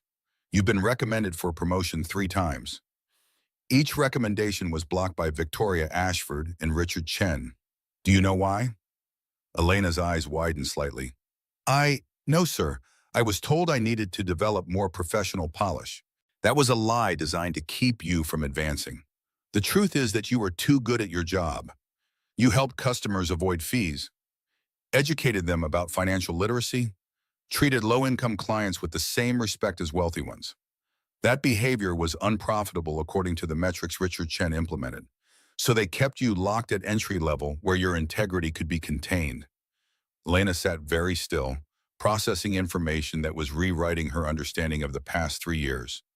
"Sir, I don't understand why you're telling me this." "Because as of this morning, Victoria Ashford and Richard Chen no longer work for Sterling Trust Bank. They've been terminated for policy violations and ethical breaches. And I'm offering you Victoria's position. Branch manager, immediate promotion with commensurate salary increase, and full authority to restructure customer service protocols as you see fit." The words dropped like stones into deep water, their impact spreading outward in ripples Elena could not yet comprehend. She stared at James with an expression that cycled through shock, disbelief, and dawning horror. "Branch manager? Sir, I'm not qualified." "You're more qualified than anyone else in this building. I've spent the past week watching you work. I know exactly what you're capable of." Elena's brow furrowed, confusion sharpening into something else. "Watching me work, sir, I don't understand."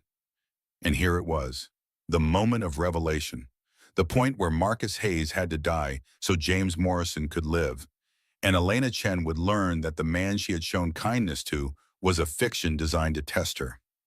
James opened his second folder and pulled out Marcus Hayes's driver's license, laying it on the table between them. "This is me. For the past week, I've been coming to your branch disguised as Marcus Hayes, a poor single father with a struggling bank account and a young daughter. I needed to see how this branch treated customers in genuine financial hardship. I needed evidence of the discrimination that 47 complaints had alleged, but no one could prove." Elena picked up the license with trembling fingers, her face draining of color as she studied the photograph. Recognition crashed over her features like a wave. The resemblance was obvious once you knew to look for it, but context had blinded her to the truth. Marcus Hayes, the struggling father, and James Morrison, the chairman, inhabited such different worlds that her brain had never connected them. "You lied to me." Her voice came out barely above a whisper. "Everything was a lie." "Not everything. Isabella is real, my niece. The situations were real. The problems Marcus Hayes faced were authentic to what millions of people experience daily. Only the identity was false. You tested me." Elena set the license down like it burned her fingers. "You came into my workplace pretending to be poor so you could, what? See if I'd treat you badly? See if I'd fail your secret examination? I came to find out why this branch had 47 complaints in 3 months. I needed to see the discrimination firsthand, not filtered through management reports. I needed evidence that would stand up to legal scrutiny. You needed to see if I would be kind to a poor man because you wanted to make sure I deserved promotion." Elena's voice was rising now, shock transmuting into anger. "Did it occur to you that I was kind to Marcus Hayes because that's who I am? That I don't need the chairman of the company testing my humanity like it's something that requires verification?" Margaret cleared her throat softly. "Miss Chen, perhaps we should—" "No." Elena stood abruptly, her chair scraping against floor. "You want me to be branch manager?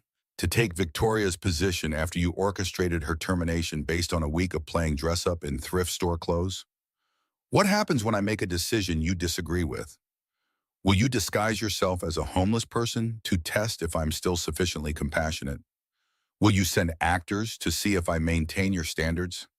James felt the words land like physical blows, each one accurate and deserved. Elena, I understand you're upset, but upset? I showed you kindness when I thought you were struggling. I gave you advice, helped your daughter open a savings account, treated you with respect because I thought you needed it. And the entire time you were evaluating me like I was applying for a job I didn't even know existed. Elena's hands were shaking. How am I supposed to trust anything about this promotion? How do I know it's real and not just another test? Because you earned it. Everything I observed was genuine competence and integrity. The promotion is recognition of your value, not compensation for what? For passing your test? For being nice to poor people when the chairman was watching? Elena moved toward the door. I need to think about this. I can't be here right now. Elena, wait. She was gone, the door closing behind her with finality that echoed in the conference room's silence. James stood frozen, watching the space where she had been, his carefully planned revelation having imploded in ways he had not anticipated. He had expected surprise, confusion, perhaps some anger. But the depth of betrayal in Elena's eyes had been devastating. The recognition that someone she had trusted, even in the limited context of teller and customer, had been performing a role while she had been authentic. Thomas broke the silence first. That went well. Shut up, Tom. I'm just noting that Diana predicted exactly this reaction, and you proceeded anyway because you thought you could logic your way through emotional consequences. Margaret closed her laptop. Mr. Morrison, for what it's worth, the promotion offer remains valid regardless of Miss Chen's immediate response. She'll need time to process. Give her space. James nodded mutely, still staring at the closed door. Give her space. Sound advice that felt impossible to follow. He wanted to chase after Elena, to explain more fully, to somehow make her understand that the deception had been necessary and the recognition of her value was real. But Diana's earlier warning echoed in his memory. Elena had shown kindness to Marcus Hayes freely, without expectation of reward or recognition. James had tested that kindness like it was currency requiring authentication. The betrayal was not just about the lie, but about the fundamental imbalance of power it represented. I need to talk to her. Jim, don't. Thomas moved to block the door. Let her process. If you chase her now, you'll only make it worse. She needs space to decide if she can trust you again. If she can trust me again, she never trusted me in the first place. She trusted Marcus Hayes, who doesn't exist. Then give her time to meet James Morrison, the real one, not the chairman testing employees, but the man who built this company on principles she actually shares. Thomas's expression softened. You're not wrong about her deserving promotion. You're wrong about thinking your methodology doesn't matter. Intent doesn't erase impact, Jim. The words settled like weights in James's chest. He had spent a week congratulating himself on clever investigation, on discovering both corruption and integrity through strategic deception. But he had never fully considered how that deception would feel from Elena's perspective, how the revelation would transform her memories of helping Marcus Hayes from acts of service into performances she had given for an audience of one. The chairman, watching, judging, measuring her worthiness for advancement. I'll give her today. Tomorrow, I'll try to explain properly. And if she won't listen, if she refuses the promotion, James looked at his oldest friend, the man who had been with him since Sterling Trust Bank was just a dream and a foolish promise. Then I'll have destroyed something good in pursuit of something right, and I'll have proven myself no better than the system I was trying to fix. He left the conference room and took the elevator down to the branch floor, emerging into the public space where customers conducted their banking surrounded by marble and light. Elena's station stood empty, her terminal dark. A handwritten sign propped on her keyboard announced she was on break. But James saw through the polite fiction. Elena had fled to somewhere she could process the explosion of her reality in private. The branch continued operating around him, other tellers serving customers, the machinery of banking grinding forward regardless of individual crisis. James stood in the lobby of his own creation and felt the weight of his mother's ghost pressing against his chest. He had built this bank to honor Rose Morrison's memory, to create an institution that would treat people like her with dignity. And in pursuit of that mission, he had tested Elena Chen's humanity like it required verification.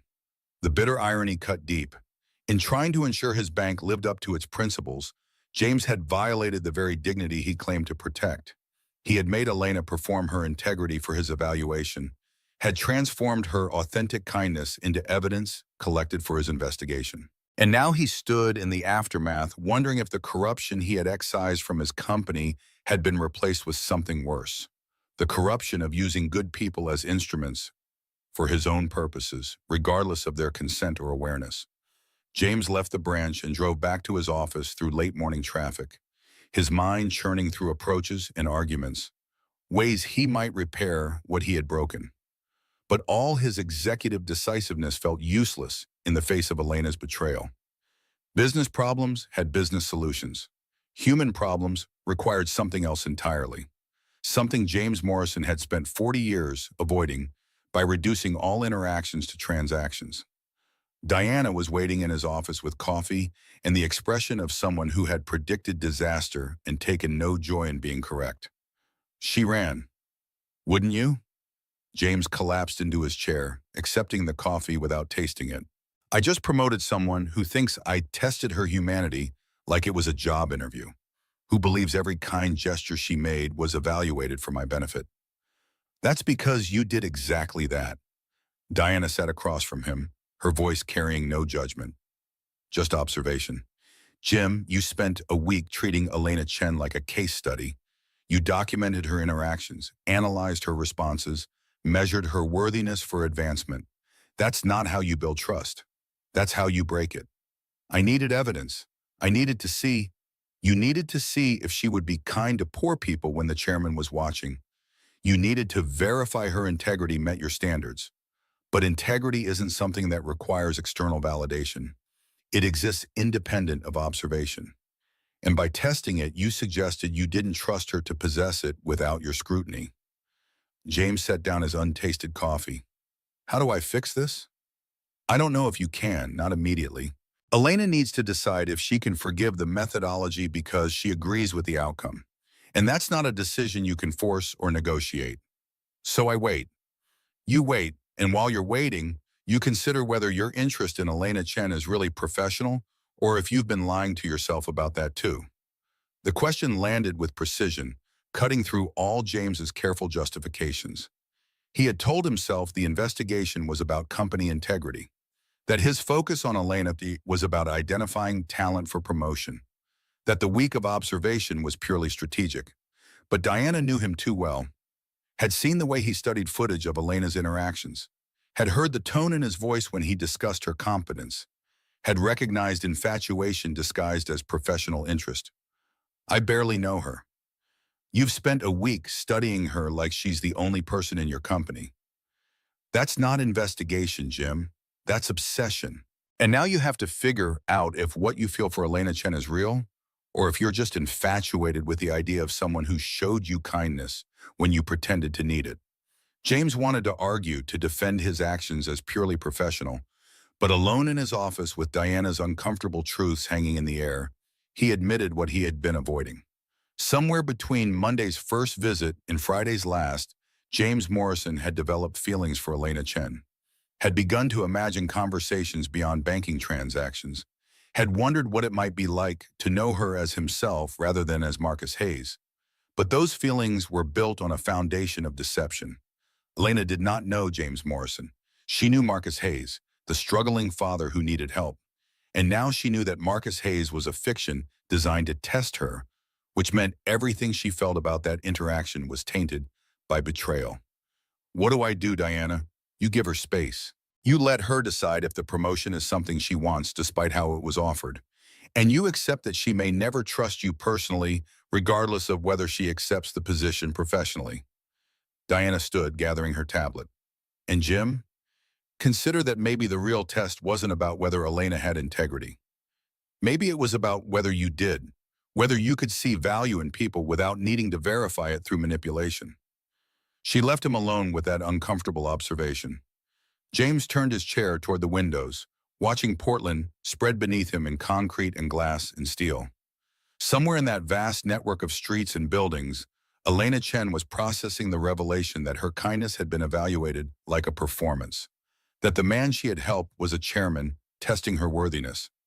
James had spent 40 years building an empire on principles, had created Sterling Trust Bank to honor his mother's memory and prove that banking could serve everyone with dignity. But in pursuit of that mission, he had forgotten the most fundamental truth. People were not instruments to be tested. They were ends in themselves, worthy of respect regardless of whether they passed examinations designed by those with power. He had failed his own test, had proven himself willing to sacrifice individual dignity in service of institutional integrity. And now he had to live with the consequences of that failure while hoping Elena Chen might somehow find forgiveness he did not deserve. The afternoon passed in administrative necessities. James met with the board to explain Victoria's and Richard's terminations, fielded questions about interim branch management, reviewed candidates for Richard Chen's replacement as CFO. The machinery of corporate governance grinding forward regardless of personal crisis. But through every meeting, every conversation, every decision, James's mind returned to Elena's expression in that conference room, the shock transmuting to betrayal, the recognition that her kindness had been evaluated like job performance, the anger at having her integrity treated as something requiring external validation. Evening found James in his penthouse, whiskey in hand, Elena's business card on the coffee table before him. He picked up his phone 3 times to call her, 3 times set it down without dialing. What could he say that would not sound like excuse or justification? How could he explain that his methodology had been wrong while insisting his recognition of her value was right? Tuesday morning, James went to the branch early, arriving before employees or customers. He stood in the empty lobby watching sunrise light paint marble and steel in shades of gold and gray. Elena's station waited dark and silent. Thomas had informed him she had called in sick, taking personal time to deal with an unspecified family emergency. The polite fiction everyone understood meant she could not face returning to work while processing revelation. Wednesday brought the same absence. Thursday as well. By Friday, James was convinced Elena would resign rather than accept promotion from a chairman who had tested her humanity like it was something requiring verification. He drafted a letter apologizing for his methodology while defending his conclusions, tore it up, drafted another, tore that up too. Words felt inadequate to address the fundamental betrayal of treating a person as experimental subject. Friday afternoon, Diana entered his office without knocking, her expression carefully neutral in the way that signaled important news. Elena Chen is downstairs. She's asking to see you. James felt his heart lurch against his ribs. Did she say why? Only that she's made a decision about the promotion offer. Jim, don't push. Let her speak. Whatever she's decided, respect it. He nodded, straightening his tie, armor donned for a confrontation that felt more terrifying than any board meeting or hostile takeover. Diana led him to a small conference room on the main floor, the kind used for customer consultations and loan discussions. Neutral territory.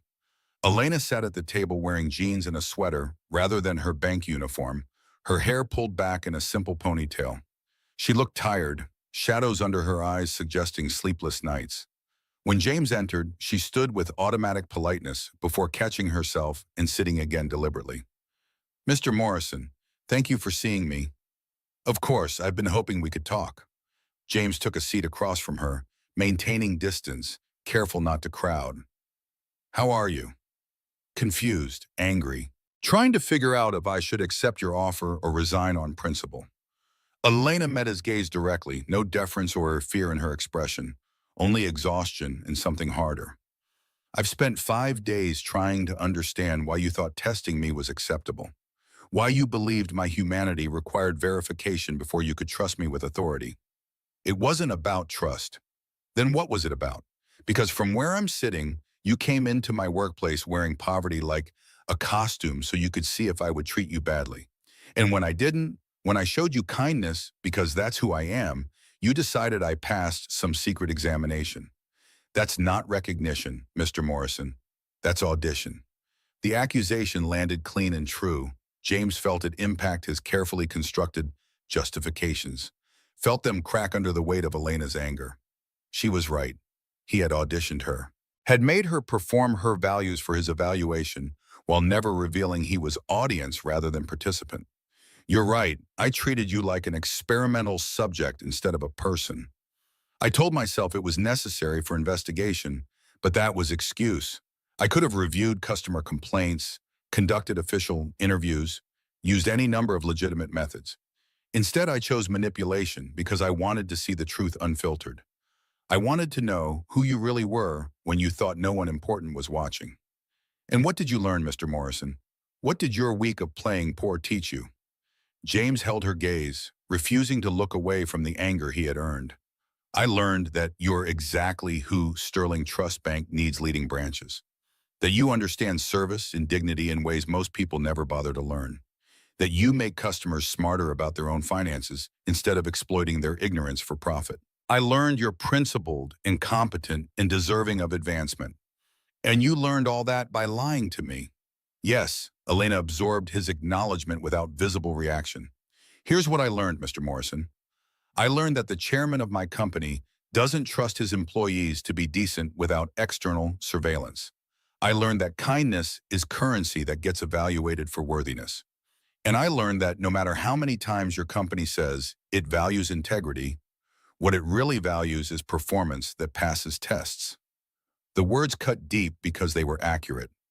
James had spent 40 years claiming Sterling Trust Bank operated on different principles than other institutions. But his methodology had proven those principles were just window dressing. When push came to shove, he operated exactly like the banks he claimed to oppose, with suspicion, surveillance, and the assumption that trust required verification. You're right about all of that, and I can't undo the methodology. I can only acknowledge it was wrong and commit to doing better going forward. Doing better how? By not disguising yourself as poor people anymore? That's a remarkably low bar, Mr. Morrison. By promoting people based on documented performance rather than covert testing. By trusting that employees hired with care and trained properly will act with integrity without needing surveillance. By remembering that the people who work for this bank are human beings, not instruments for institutional purposes. James paused, forcing himself to continue.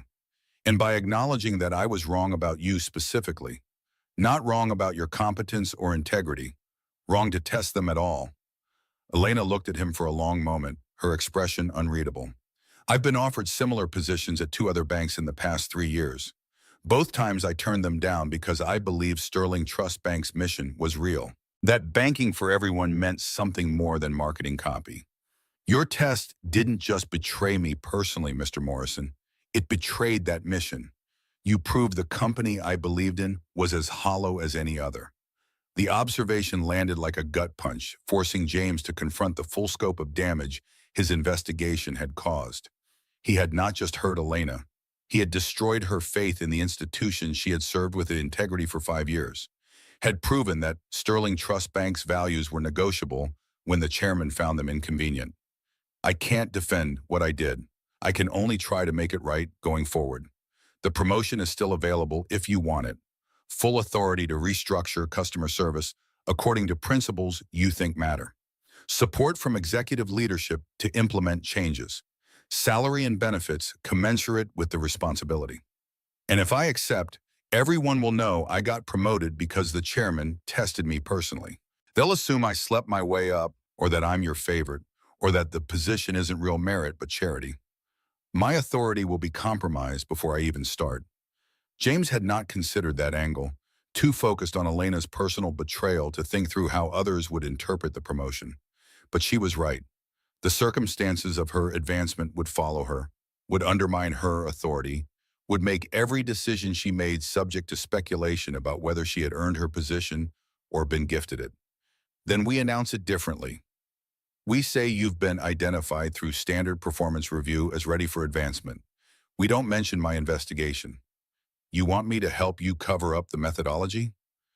I want to protect your professional reputation from damage my choices caused. Elena stood, pacing to the window, her back to James. My father is 70 years old with Parkinson's disease. I'm his only caregiver. The salary increase from this promotion would let me hire professional help, would give him better quality of life in his remaining years. I need this position, Mr. Morrison. I need the money and the authority and the opportunity to do work that matters. Then take it. But I don't want to take it from you. I don't want my advancement to be tainted by your manipulation. I don't want to spend the rest of my career wondering if I earned anything or if I'm just the teller who passed the chairman's secret test. Elena turned back to face him, her expression carrying pain that transcended professional grievance. You made me doubt myself, Mr. Morrison. Made me question whether my kindness to Marcus Hayes was authentic or performance. Whether I would have treated him the same way if I'd known you were watching. That's the real damage. Not the deception itself, but what it did to my confidence in my own integrity. James felt the words pierce something deep in his chest, understanding finally catching up to impact. He had thought the betrayal was about the lie, but the real injury was existential. Elena now questioned her own motivations, wondered if her values were genuine or constructed for external validation. James had not just tested her integrity, he had poisoned her relationship with it. I'm sorry. The words felt inadequate, meaningless against the scope of harm. I can't undo what I did. I can only tell you that everything I observed was real. Your kindness to Marcus Hayes came from who you are, not from any awareness of surveillance. You treated me with dignity because that's your nature, not because anyone was watching. The test was mine, Elena. The failure was mine. Don't let my methodology make you doubt what I saw clearly. You're exactly who you appear to be, and that person is extraordinary. Elena studied him with eyes that saw past the chairman to something else. Do you know why I helped Marcus Hayes? Why I went out of my way to explain policies and offer advice and treat him like he mattered? Because you're a good person. Because my father was Marcus Hayes once, came to this country with broken English and $50, worked 3 jobs to give me opportunities he never had. And when he tried to open his first bank account, a teller laughed at him, told him maybe he should learn English before trying to manage money. My father came home and cried, and I was 7 years old watching him break. Elena's voice wavered but held steady. I became a banker so I could be the person my father needed that day, so no one else would feel the way he felt. Your mother taught you that same lesson, Mr. Morrison, which means you should have understood, without testing me, why I treated Marcus Hayes with dignity. The parallel landed with devastating clarity. James and Elena had both been shaped by witnessing humiliation of people they loved, had both built careers around ensuring that humiliation never repeated. They shared the same foundational experience, the same driving mission, which made James's choice to test Elena's integrity even more unforgivable. He had tested someone who understood his pain because she carried the same wound. I should have trusted you, should have recognized a kindred spirit instead of treating you like you needed to prove yourself. James stood, moving to the window beside Elena, but maintaining careful distance. I can't change what I did, can only commit to being better, to trusting people who share our values instead of requiring they prove them through trials. And if I accept the promotion, what happens when I make decisions you disagree with? Will you trust me then, or will you second-guess everything because you never really knew me, only Marcus Hayes' interaction with a teller? I'll trust you, and if I fail to trust you, call me on it. Remind me that trust isn't something I get to withhold and grant based on performance. It's something I owe people who share this mission. Elena turned to face him fully, her expression still guarded but something softening in her eyes. I need 48 hours. I need to talk to my father. Think about whether I can accept this position despite how it was offered. And Mr. Morrison? If I do accept, it's not because I forgive your methodology. It's because the work matters more than my pride. Don't mistake necessity for absolution. I wouldn't dream of it. Elena walked toward the door, pausing with her hand on the handle. One more thing. If I take this position, you and I need to figure out how to work together professionally despite what you did. That means boundaries, clear expectations, no more surveillance or testing. I'm not Marcus Hayes, and you're not the chairman playing dress-up. We're 2 people trying to honor promises we made because of pain we witnessed. Can you do that? James met her gaze and found himself answering with more honesty than he had intended. I'll try. But Elena, I need you to know something. When I was Marcus Hayes, the kindness you showed me mattered. Not professionally, personally. You treated me like I was human when you thought I was nobody. That recognition touched something I'd forgotten existed. So while the investigation methodology was wrong, the person I met through it was real. And I'd like to know that person better, if you'll allow it, not as chairman and employee, as people who understand each other's foundations. Elena's expression flickered through surprise, wariness, and something else James could not name. Are you asking to be friends, Mr. Morrison? Or is this another test disguised as personal interest? I'm saying I saw something rare in you, and I'd like to explore whether that recognition can exist outside the professional context. But only if you're willing, only if my deception hasn't permanently destroyed the possibility of trust between us. She considered him with the same careful attention she had given Marcus Hayes's financial problems, weighing risks and possibilities. 48 hours, Mr. Morrison. I'll give you an answer about the promotion. Whether there can be anything else between us beyond professional necessity, that's going to take longer to determine. Trust isn't rebuilt in a week. I understand. Elena left the conference room, and James stood alone watching Portland's Friday afternoon traffic crawl past the windows. 48 hours, 2 days to wait, while Elena decided if the work mattered more than the wound. 2 days to consider whether James Morrison had destroyed something precious in pursuit of something right, or whether redemption might still be possible through honesty and commitment to change. He returned to his office and found Diana waiting with the expression of someone ready to hear confession. James collapsed into his chair and told her everything. Elena's anger, her pain, her question about whether the promotion could exist independent of the testing that discovered it. Diana listened without interruption, and when he finished, she asked the question that mattered. Do you love her? James felt the question land in his chest and could not answer immediately. Did he love Elena Chen? Or was he infatuated with the idea of someone who had shown him kindness when he pretended to need it? Did he want Elena herself, or did he want the feeling of being seen as human rather than chairman? I don't know yet, but I want the chance to find out. And I don't know if she'll give me that chance after what I did. Then you wait, and while you're waiting, you consider whether the love you think you feel is worth pursuing, given the power imbalance between you.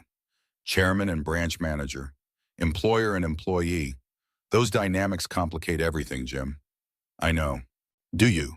Because from where I'm sitting, you're already imagining a future where Elena forgives you and you build something together. But you need to consider the possibility that the kindest thing you can do for her is maintain professional distance. Let her succeed on her own merit without the complication of the chairman's romantic interest compromising her authority. Diana was right, and James hated her for it. The most ethical choice might be to promote Elena and then stay away, let her build her career without the shadow of his attention. But the thought of watching her from distance, of never knowing if the connection forged through Marcus Hayes could have become something real, felt like dying by inches. 48 hours, he repeated. Then I'll know if she even accepts the promotion. Everything else comes after. Diana left him alone with his thoughts and the Portland skyline.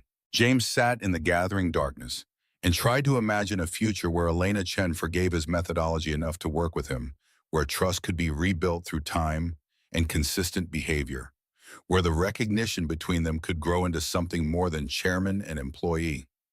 But imagination felt hollow without knowing if Elena would even give him that chance. Monday morning would bring answers. Monday, Elena would deliver her decision about the promotion, and James would learn if redemption was possible or if he had permanently destroyed something valuable in pursuit of institutional integrity. Until then, all he could do was wait and hope that the woman who had shown kindness to Marcus Hayes might find forgiveness for James Morrison, despite all his failures to deserve it.